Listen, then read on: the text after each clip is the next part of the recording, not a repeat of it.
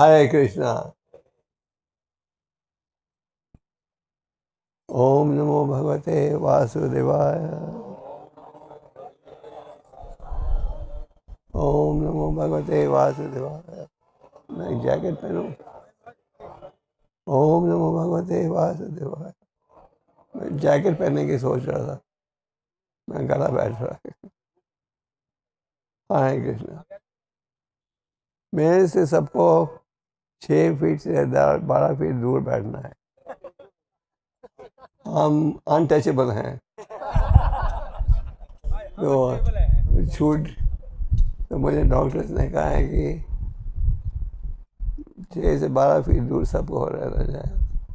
तो थोड़ा बुरा नहीं मानना, क्योंकि अभी हमें अनटचेबल बनाया हुआ है थोड़े महीने। हरे कृष्णा। आप जैसे जानते हो, बड़ा शुभ दिन है। क्या है? आप में से अंग्रेजी कितने भक्तों को समझ आती है? तो गीता जयंती के उपलक्ष्य हमारे भक्त प्रयास करते हैं सारे विश्व में। जैसे आपने सुना, ये जो मैराथन हुआ था, मैं रुमाल का, ये 42 कंट्रीज में हुआ था। 42। तो विश्व के हर कोने में, अफ्रीका में, यूरोप में। और क्यों किया जा रहा है?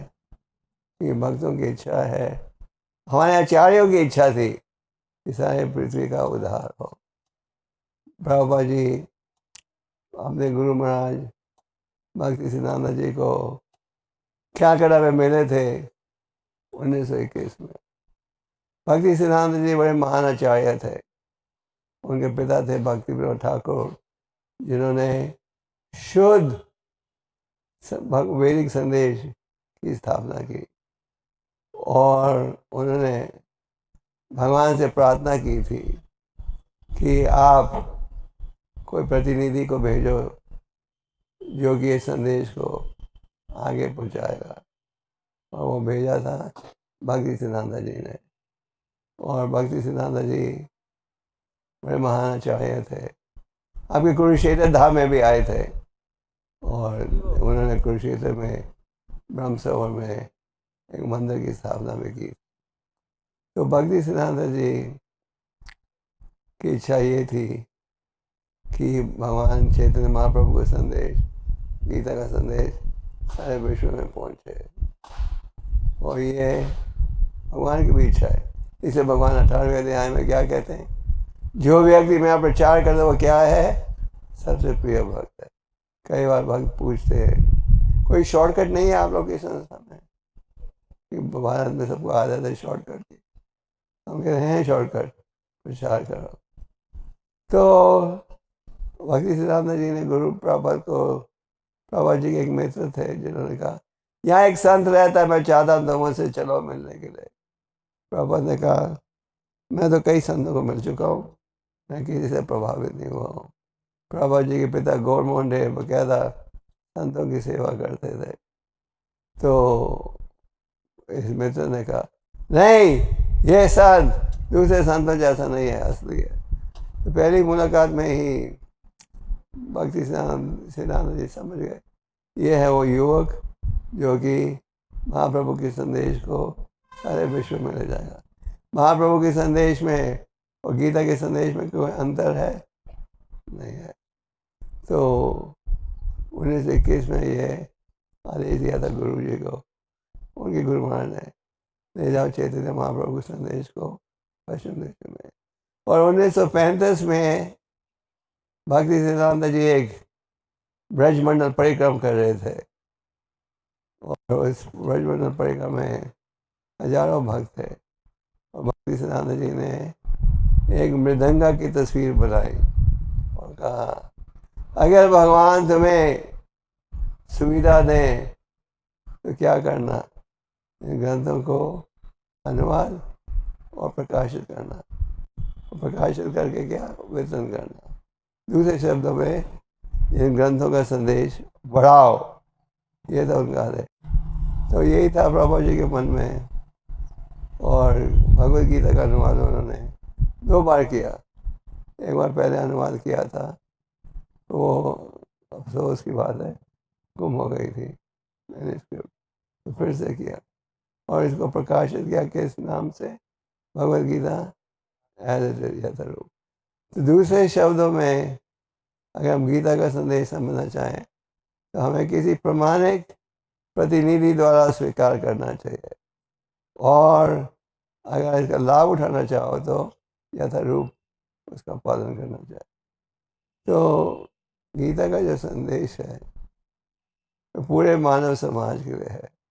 आज आप समाज में क्या देखते हो, बेचैनी, निराशा, चिंता है कि नहीं? और गीता का संदेश स्वीकार करोगे तो निष्काम भाव से कार्य करोगे। कई बार लोग कहते हैं हाँ गीता कहती है अपना कर्तव्य करो, और गीता ये भी कहती है माँ फलेषु कदाचन, फल है वो किसे अर्पण करो, मुझे करो। तो गीता का संदेश हर व्यक्ति इसका लाभ उठा सकता है, और गीता का जो संदेश है ये भगवान का संदेश है। श्री भगवान वाचा, परम भगवान बोल रहे हैं। क्या बोल रहे हैं? संदेश जो कि पूरे मानव समाज के लिए है। तो गीता के द्वारा हमें ये संदेश आता है कि भगवान के शरणागत कैसे हो। गीता का निचोड़ क्या है? भक्ति योग। भक्ति योग का अर्थ है मन बुद्धि इंद्रियों का उपयोग करना किस लिए? भगवान की सेवा में। और भक्ति योग का हर व्यक्ति लाभ उठा सकता है। जैसे गीता में भगवान कहते हैं पत्रम पुष्पम फलम तोयम यो में भक्तिया, प्रेम और भक्ति के साथ तुम अगर एक तुलसी का पत्ता भी मुझे अर्पण करोगे उसे मैं स्वीकार करूँगा। तो गीता का संदेश क्या है? प्रेम और भक्ति के साथ भगवान की सेवा करो। और भगवान क्या कहते हैं? सर्वधर्म, वो प्रसिद्ध श्लोक, सर्वधर्म परित्यज्य मामेकम अहम त्वं सर्वे पापेभ्यो मोक्षयिष्यामि। सब धर्मों को छोड़कर मेरे शरण में आओ। मेरे शरण में आओ का क्या अर्थ है? उसका अर्थ है मेरे संदेश का पालन करो, मेरी शिक्षा का पालन करो, मेरा जो संदेश है उसका पालन करो। और अगर आप करोगे तो बदले में क्या मिलेगा? भगवान क्या कहते हैं? क्या कहते हैं? कहाँ आओगे? मेरे धाम में आओगे। माँ शुचहा, माँ शुचहा का अर्थ है घबराओ मत मेरे वचनों में विश्वास करो। हमारी समस्या क्या है? भगवान का जो संदेश है, जो आदेश है, वो हम हिचकते हैं स्वीकार करने से। भगवान कहते हैं मेरे धाम में आओ। और इस श्लोक से पहले एक और प्रसिद्ध श्लोक है जिसमें भगवान क्या कहते हैं? मन मना भावा मद भक्तो मन वाश सत्यम दे प्रति जने, मेरा चिंतन करो, मेरा भक्त बनो, मेरी उपासना करो। और करोगे तो क्या मिलेगा? मेरे धाम में आओगे। तो जब भगवान कहते हैं मेरे धाम में आओगे, हम सोचते हैं हाँ शायद सच है शायद नहीं। तो जब अमेज़न कंपनी कहती है माल नहीं चाहिए तो 30 दिन में वापस कर देना, हमारे में पूरा हौसला रहता है, ये गारंटीड है कि नहीं? आपको कोई $100 का नोट दे, आपको पूरा विश्वास रहता है हाँ $100 का असली नोट है, जहाँ भी जाऊँगा इसकी कीमत मिल जाएगी। जब भगवान कहते हैं मेरा वचन का, मेरे आदेश का पालन कर, हम मैं सकते हैं, ये है हमारा दरवाजा। इसलिए साधु संघ की आवश्यकता है। और भगवद गीता के दूसरे 4थे अध्याय में भगवान कहते हैं तद्विधि प्राणिपतेन पारिप्रश्नेन सेवा। ये ज्ञान को स्वीकार कर, और कैसे कैसे? किसी आत्मज्ञानी भक्त के सहयोग से। जैसे हर क्षेत्र में ज्ञान प्राप्त करने के लिए आपको किसी का सहयोग लेना पड़ता है या नहीं? सच बोलिए। आप कंप्यूटर सीखना चाहते हो तो कोई टीचर की मदद लेते हो? आप ABCD लिखना जाना चाहते हो तो नर्सरी स्कूल में जाना पड़ता है। तो हर क्षेत्र में हमें किसी का सहयोग लेना पड़ता है। सच बात है। तो इसी प्रकार भगवान कहते हैं अगर तुम आध्यात्मिक संदेश चाहते हो तो किसी प्रमाणे गुरु की शरण लो, आत्मज्ञानी व्यक्ति जिसका कुछ आचार हो और शिक्षा के नियमों का पालन, और वो करोगे तो क्या होगा, ज्ञान प्राप्त करोगे। तो दूसरे अध्याय में अर्जुन बेचैन थे, निराश थे, उनकी इच्छा नहीं थी ये युद्ध में लड़ने के लिए। भगवान उन्हें कह रहे थे तुम क्षत्रिय हो, तुम्हारा कर्तव्य है इस युद्ध में लड़ो, तो वो हिचक रहे थे। तो वो भगवान के शरणागत हो गए। उन्होंने कहा आप आदेश दीजिए, अब मुझे क्या करना चाहिए। फिर भगवान ने संदेश देना आरंभ किया और 18वें अध्याय में पूछा क्या तुम्हारी अज्ञानता अब दूर हो गई है। आप लोग कभी अज्ञानता में आते हो? अज्ञानता में क्या तुम्हारी अज्ञानता दूर हो गई है? और अर्जुन ने क्या कहा, हाँ अब मैं आपके आदेश के अनुसार कार्य करने को तैयार हूँ। अब मोह माया मेरी सब नष्ट हो गई। तो हम सब जन्म लेते हैं अज्ञानता में, पलते हैं अज्ञानता में, और अक्सर मृत्यु भी जो हो जाती है अज्ञानता। कोई भाग्यवान व्यक्ति हो, ब्रह्मांड ब्रह्मीदे को भगवान जी, गुरु कृष्ण के पापा है भक्ति का। तो कोई भाग्यवान व्यक्ति हो, उसे क्या प्राप्त होता है, ये भक्ति का बीज। तो आप सब जो यहाँ उपस्थित हो, और आप सब जो कि इसको के साथ जुड़े हो, सारे विश्व में अत्यंत सौभाग्यशाली हो। आप सब ने भक्ति की हुई है, पर थोड़ा अधूरा रह गया था। भगवान आपको फिर मौका दे रहे हैं उसका लाभ उठाने के लिए। अगर आप नहीं उठाओगे तो फिर एक और जन्म प्राप्त करना पड़ेगा। तो भाग्यवान व्यक्ति है जिसे भक्ति का ज्ञान मिलता है। तो इस ज्ञान का हमें लाभ उठाना चाहिए। भगवान ये नहीं कहते कुछ मत करो, भगवान कहते हैं जो करो मेरी खुशी के लिए, और मन और बुद्धि को मेरे चरणों में अर्पण करते हुए तुम इस युद्ध में लड़ो। तो भगवान भगवद गीता द्वारा हमें निष्काम भाव का संदेश प्राप्त होता है। जिस प्रकार कमल का फूल जल में होते हुए जल को छूता नहीं, उसी प्रकार भगवान कहते हैं मेरी सेवा करो और निष्काम भाव से। निष्काम भाव से करोगे तो हमेशा संतुष्ट रहोगे, और साकाम भाव से करोगे तो हमेशा निराश रहोगे। तो गीता का संदेश हर व्यक्ति लाभ उठा सकता है। प्रभुपाद जी कहते थे तो गीता का संदेश है, वो हिंदुओं के लिए केवल थोड़ी है। गीता में भगवान क्या कहते हैं, दूसरे अध्याय में अनेक श्लोकों के द्वारा हमें आत्मा का ज्ञान दे रहे हैं। ये बहुत आवश्यक है, और आत्मा के विषय में शास्त्र में पूरा ज्ञान है। आत्मा के माप के विषय में क्या है, एक भाग के कोने का 10,000वां हिस्सा, और आत्मा के कारण चेतना महसूस होती है। कई बार लोग कहते हैं क्या प्रमाण है चेतना का, उत्तर है क्या प्रमाण है आत्मा का, चेतना। जब तक आत्मा है चेतना है। तो भगवान दूसरे अध्याय में तो हमें आत्मा के विषय में ज्ञान दे रहे हैं अनेक श्लोकों के द्वारा, और कहते हैं जिस प्रकार पुराने वस्तु को त्याग कर नए वस्त्र ग्रहण करते हो, उसी प्रकार ये आत्मा एक देह को त्याग कर अगला देह स्वीकार करती है। और चौथे अध्याय में भगवान गीता का इतिहास कहते हैं।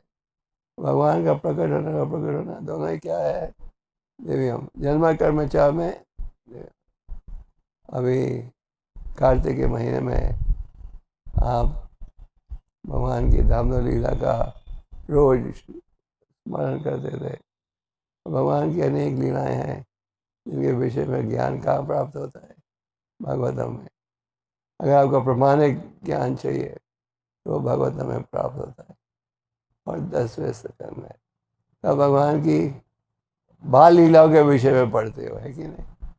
किस प्रकार जब भगवान बिल्कुल छोटे थे एक पुतना राक्षसी का वध कर दिया, किस प्रकार छोटे थे 2 पेड़ों को गिरा दिया। किस प्रकार? जब माता ने पूछा क्या तो मिट्टी खाई है खेलते हुए? भगवान ने क्या कहा? नहीं, झूठी शिकायत है, पर अगर आपका विश्वास ना हो तो मैं मुंह खोल के दिखा देता। मुंह खोला तो क्या देखा? बड़े विश्वास। और जब भगवान प्रकट हुए, कैसे प्रकट हुए? आपके जैसे, हमारे जैसे नहीं। प्रकट हुए अपने दिव्य रूप में, 4 हाथों के साथ, पूरा शरीर गहनों के साथ सजा हुआ था। और जब माता पिता ने कहा नहीं, सादे बच्चे का रूप ग्रहण कर लो, तो साधारण बच्चे का रूप ग्रहण कर लिया। तो भगवान के लिए कोई कार्य असंभव नहीं है। और जन्म कर्म चा में देव्यम, मेरा प्रकट होना और प्रकट होना दोनों ही देव्यम है, मतलब भौतिक गुणों के पार। जो व्यक्ति ये समझ ले वो कहाँ जाएगा? मेरे धाम में आएगा। तो गीता का संदेश यही है कि परम भगवान का प्रकट होना और प्रकट होना दोनों ही देव्यम है। भगवान क्यों प्रकट होते हैं? पारितनाया साधुना विनश्य दुष्कृतम धर्म संस्थापनार्थाय धर्म की स्थापना के लिए। धर्म का अर्थ है भगवान की वाणी। आज अनेक लोग धर्म का प्रचार करते हैं, कहते हैं धर्म का प्रचार, पर जब ध्यान से देखो तो क्या देखते हो? अपना मनमानी संदेश दे रहे। प्रभुपाद जी ने हमें प्रमाणिक संदेश दिया, तो इसका लाभ उठाओ। चैतन्य महाप्रभु ने कहा साधु संघ का लाभ उठाओ। साधु संघ का अर्थ है उन भक्तों की संगत जिन्होंने जो शास्त्रों को समझ गए हैं और निर्णय किया कि हमने भगवान की सेवा करनी है, शास्त्र पर आधारित। प्रमाणिक साधु की संगत लोगे, उसका असर पड़ेगा। क्या? प्रमाणिक गुरु की, संत की संगत लोगे, आपको हरि नाम की महिमा का ज्ञान मिलेगा। साधु संग नामा कीर्तन। शास्त्र में कहा गया है कलयुग में क्या है? दोष ही दोष। तो परीक्षित महाराज ने पूछा कलयुग में लोगों का उद्धार कैसे होगा? मेरे को समझ नहीं क्या कहा। कले दोषे ही निधे राजन अस्थिर कीर्तन कृष्ण से मुक्त संग से परम। कलयुग में दोष ही दोष बड़े गुण है क्या? कृष्ण ने। तो वैदिक शास्त्र का संदेश बहुत ही महत्वपूर्ण है और भगवद गीता में सारे शास्त्रों का सार प्राप्त होता है। और भगवान गीता द्वारा हमें कह रहे हैं निकलो ये भौतिक जगत से। कहते हैं भौतिक जगत के क्या लक्षण है? तो खाना हमेशा। तो आप सबसे निवेदन है गीता का अध्ययन कीजिए, गीता को पढ़िए। आप में कितने भक्त हो जो भगवद गीता को रोज पढ़ते हो? कम से कम 1 श्लोक। इतना तो कह सकते हैं आप सब ब्राह्मण हो, सच बोल रहे हो। ब्राह्मण हमेशा सच बोल रहे। और भगवान वो जो आपको कथा सुनाई अंग्रेजी में, वो कथा आपने सुनी होगी पहले। चैतन्य महाप्रभु दक्षिण भारत की यात्रा में थे, तो एक ब्राह्मण श्रीरंगम मंदिर में रोज जाकर एक ही साल में बैठकर गीता के 18 अध्यायों का उच्चारण करता था। और उच्चारण के समय उसके नेत्रों से शुद्ध भक्ति के लक्षण प्रकट होते थे, आंसू बह रहा आंखों से। तो कई लोग तो सोच रहे थे ढोंगी पंडित है, ढोंगी भक्त है। महाप्रभु ने देखा ये तो असली लक्षण है। तो महाप्रभु ने उनसे पूछा गीता में क्या है जिसके द्वारा तुम ये भाव प्रकट कर रहे हो? उसने क्या कहा? गीता में मैं देखता हूँ परम भगवान अपने भक्त की सेवा कर रहे। ये देखकर सोचकर मेरे नेत्रों से आंसू बह रहे। उसके गुरु ने उन्हें कहा था रोज 18 अध्यायों का उच्चारण करो, पर और रोज नियमित रूप से उसी स्थान पर बैठकर 18 अध्यायों का उच्चारण करता था। उन्हें समझ भी नहीं आता था क्या है और वो ठीक उच्चारण करना भी नहीं जानते थे, अनपढ़ थे। और लोग कहते थे दिखावे के लिए बैठ जाता है अनपढ़। लोग हंसते थे उस पर। जब भी उन्होंने डिस्करेज नहीं हुए, वो पढ़ते उच्चारण करते गए, अंत में उन्हें क्या प्राप्त हुआ? भगवान का दर्शन। तो प्रभु जी कहते हैं उसने गुरु के आदेश का पालन किया, अंत में उसे क्या? भगवान का दर्शन प्राप्त हुआ। तो भगवान की इच्छा है कि हम ग्रंथ को पढ़ें। जब हम इन ग्रंथों को पढ़ते हैं भगवान बड़े प्रसन्न होते हैं। क्यों? क्योंकि भगवान देखते हैं ये वक्त व्यक्ति मुझे समझना चाहता है। आगे इन ग्रंथों में है क्या?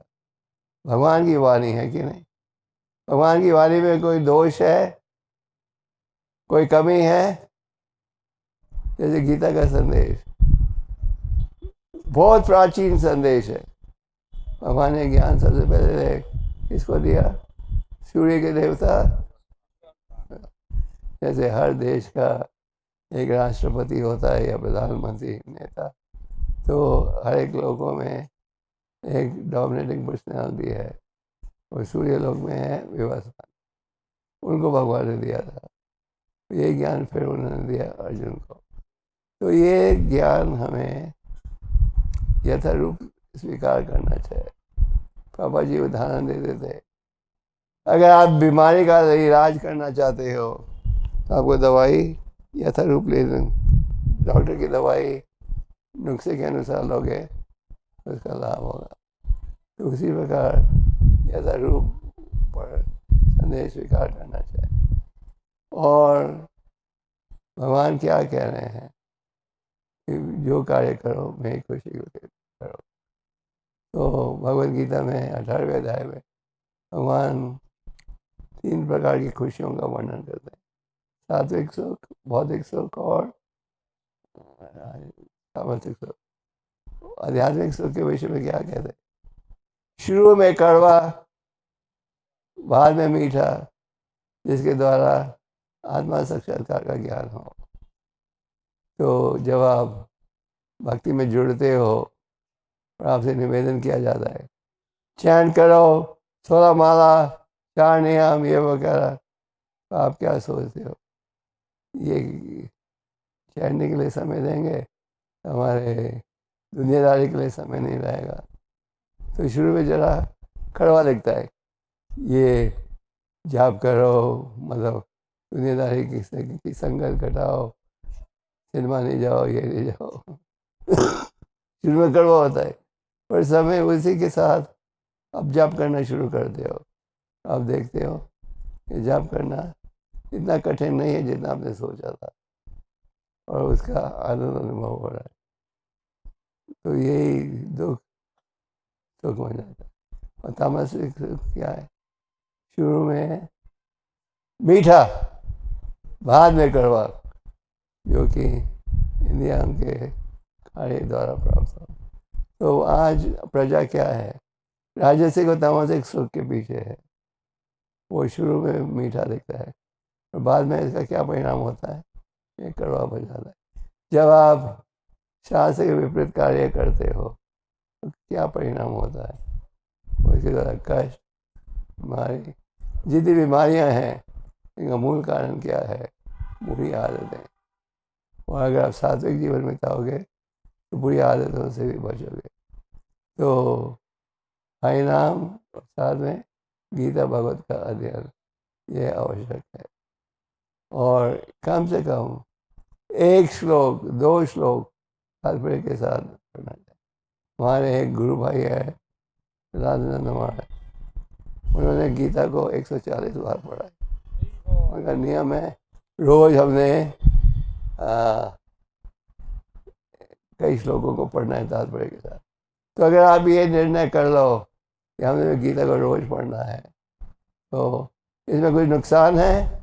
नुकसान की संभावना नहीं, सिर्फ लाभ की संभावना है। तो गीता को पढ़िए, गीता को बांटिए।